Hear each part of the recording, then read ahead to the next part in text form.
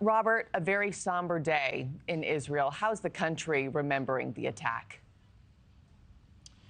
Good morning to you, Markie. We're joining you from Kibbutz Nir Oz today, which is a community not far from the Gaza border.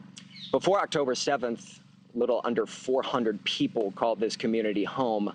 But 1 year ago to the day, about a quarter of them were killed or taken hostage. 29 are still being held in Gaza. What you see behind me are the scars still evident from that day over one year ago to the day. As you hear the rumbling of jets and artillery overhead, it is very clear for a lot of people on the ground here that no one is talking about the aftermath of October 7th, and October 8th still has not arrived. You may recall the early few days following October 7th in which Israel got one of its first pieces of positive news: 2 elderly hostages being relieved. One of them, Yocheved Lifshitz, who was taken from this kibbutz on a bike back to Gaza, held inside of tunnels, which she later described as being like spider webs. She was released back to Israel.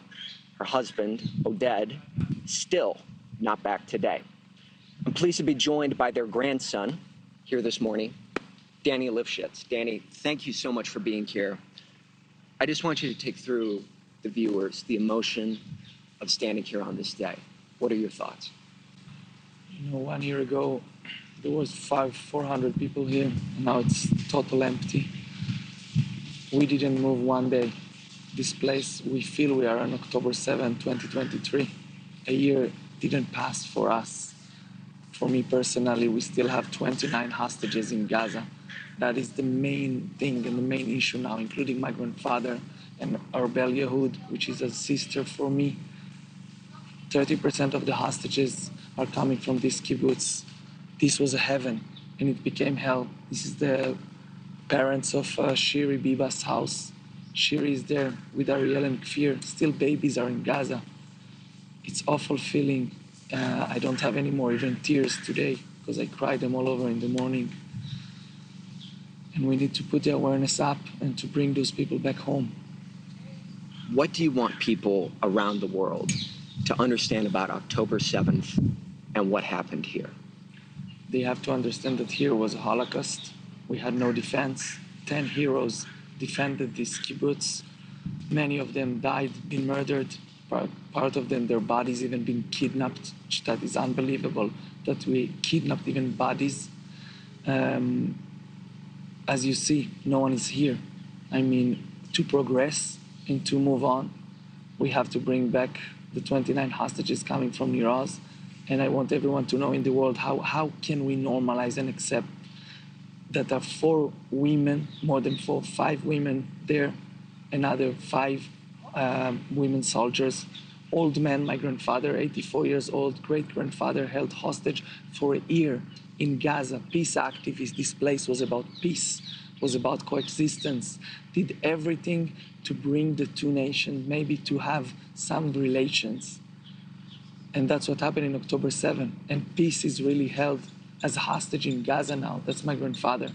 Arbel Yehud, 28 years old, passing a year, a woman being kidnapped with her boyfriend from the bomb shelter. It was a total massacre here. People were raped, kidnapped, murdered. Civilians were robbing all these houses. But what's most important now is that all the mediators and everyone around will gather together to bring a hostage deal and a ceasefire. 2 things this place wants most: to progress, and maybe one day someone can come back here. Danny, thank you so much for your time this morning and for sharing your emotions here 1 year later from October 7th. And the thing that you find here, Markie, all over the country is this is a country of about 10 million people, still have yet to meet a single person here in Israel who didn't know someone or know someone who knew someone impacted, killed, taken hostage that day 1 year ago. Markie?